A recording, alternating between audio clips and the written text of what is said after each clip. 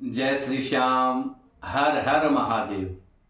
आप सभी हरि भक्तों को, सभी सनातनियों को आपके बेटे मनुश्री का भाव से संदेश है। यूं कहूं तो भाव भरा संदेश है। आइए आप और हम सब हमारे साथ 12 ज्योतिर्लिंग की यात्रा करें।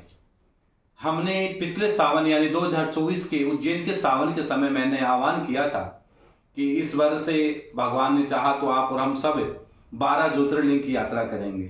और जैसे मैंने संस्कार चैनल पर, मेरे यूट्यूब चैनल मनुश्री महाराज रतनगढ़ वाले पर इसका आह्वान किया, बोला, तो हजारों हजारों भक्तों ने इस पर अपना भाव दिया। तो 12 ज्योतिर्लिंग की यात्रा आप और हम सब हमारी चल रही है। पहली यात्रा हमारी सोमनाथ में हुई, उसके बाद हमने वैद्यनाथ में शिव महापुराण कथा गाई, फिर काशी विश्वनाथ में गाई, उसके बाद बीच में कुंभ का मेला आ गया, महाकुंभ आया प्रयागराज में। अब हमारा अगला पड़ाव यात्रा का आ रहा है त्र्यंबकेश्वर, नासिक, महाराष्ट्र में। 1 मई से लेकर 14 मई तक मैं त्र्यंबकेश्वर में रहूंगा। संस्कार चैनल पर इस कथा का सीधा प्रसारण रहेगा। कथा का समय सुबह 10 बजे से लेकर दोपहर 1 बजे तक रहेगा। और ये शिव महापुराण की कथा हो रही है, श्री त्र्यंबकेश्वर शिव महापुराण की कथा हो रही है और अद्भुत कथा है। आपसे मेरा आग्रह है, आपसे मेरी विनती है कि आप इस अनुष्ठान में, इस आयोजन में अगर जुड़ना चाहते हो, वहां 2 शिव महापुराण की कथा हो रही है। 12 ज्योतिर्लिंग में हमारी कथा यात्रा में हमारे ज्योतिर्लिंग हम त्र्यंबकेश्वर में पहुंच रहे हैं। 1 मई से लेकर 7 मई तक पहली कथा है और 8 मई से लेकर 14 मई तक दूसरी कथा है। शिव महापुराण कहती है, अनेक शास्त्र कहते हैं कि आप तीर्थों में जाओ, वहां रुको, रुकने का बहुत बड़ा पुण्य प्राप्त होता है।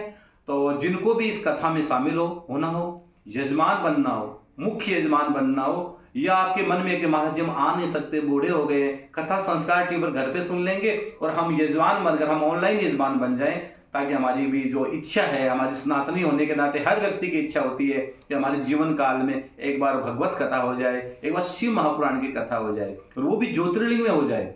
ये बहुत बड़ी सौभाग्य की बात है।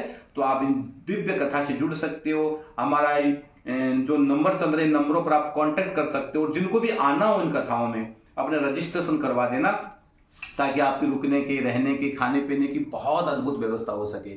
क्योंकि आप इतने लोग आओगे, आपके रुकने, रहने, खाने पीने की व्यवस्था सुचारू रूप से हो पाए, आप अपने नाम का रजिस्ट्रेशन करवा देना। आओ कुछ पल बिताएं तीर्थों में, और वो भी तीर्थों में, कौन से तीर्थ में? ज्योतिर्लिंगों में। ये भगवान के अहेतु की कृपा होगी कि आप 12 ज्योतिर्लिंग की यात्रा हमारे साथ कर रहे हैं। और अगर आपका मन है कि महाराज हम त्र्यंबकेश्वर में कथा सुनना है, आप त्र्यंबकेश्वर पधारिए, आपको बहुत आनंद आएगा। पहली कथा ध्यान रखना 1 मई से 7 मई 2025, दूसरी कथा 8 मई से 14 मई 2025, और कथा का सीधा प्रसारण सुबह 10 से 1 संस्कार टीवी पर रहेगा। इस मैसेज को सब जन तक पहुंचाइए, सभी हरि भक्त तक पहुंचाइए, ताकि सब भक्त मिलकर इस दिव्य अनुष्ठान में अपने आप को आहूत कर सके और भगवान शिव की मंगलमय कृपा प्राप्त कर सकते।